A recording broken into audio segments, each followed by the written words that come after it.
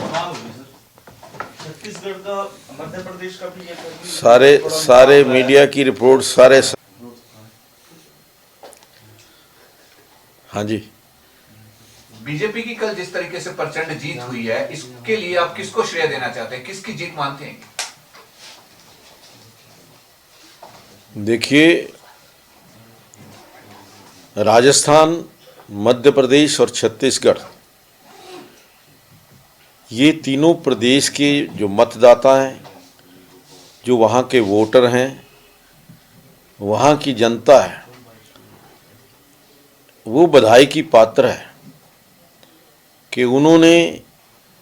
Bharatiya Janata party की नीतियों को, आदरणीय नरेंद्र मोदी जी की नीतियों को,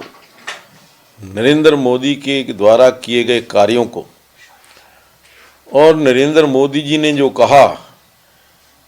उस गारंटी को उन्होंने स्वीकार किया है। नरेंद्र मोदी जी की गारंटी के ऊपर मोहर लगाई है। आज जिस प्रकार का प्रचंड बहुमत तीनों राज्यों के अंदर मिला है, बहुत अभूतपूर्व है, ऐतिहासिक है, क्योंकि जितना बहुमत, चाहे वो मध्य प्रदेश है और विशेष तौर पर छत्तीसगढ़ है, जो हमारे सभी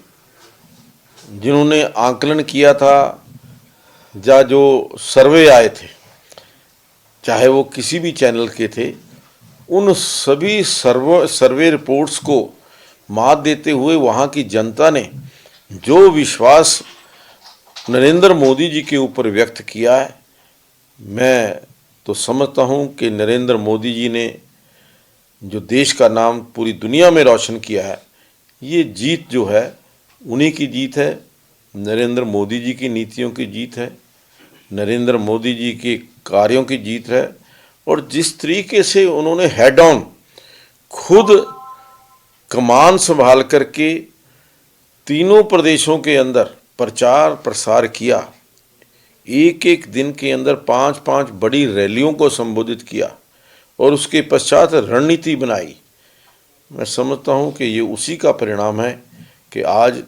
तीनों प्रदेशों के अंदर प्रचंड बहुमत भारतीय जनता पार्टी को मिला है। एक कांग्रेस की तरफ से कहा जा रहा था सर इन चुनाव को कि 2024 के लोकसभा चुनाव के पहले सेमीफाइनल है, तो क्या माना जाए कि सेमीफाइनल 2024? देखिए, ये तो अब कांग्रेस से पूछिए कि सेमीफाइनल में वो हार गए हैं, सेमीफाइनल में उन्होंने अपनी हार स्वीकार की है कि नहीं की है। लेकिन मैं एक बार जरूर कहूँगा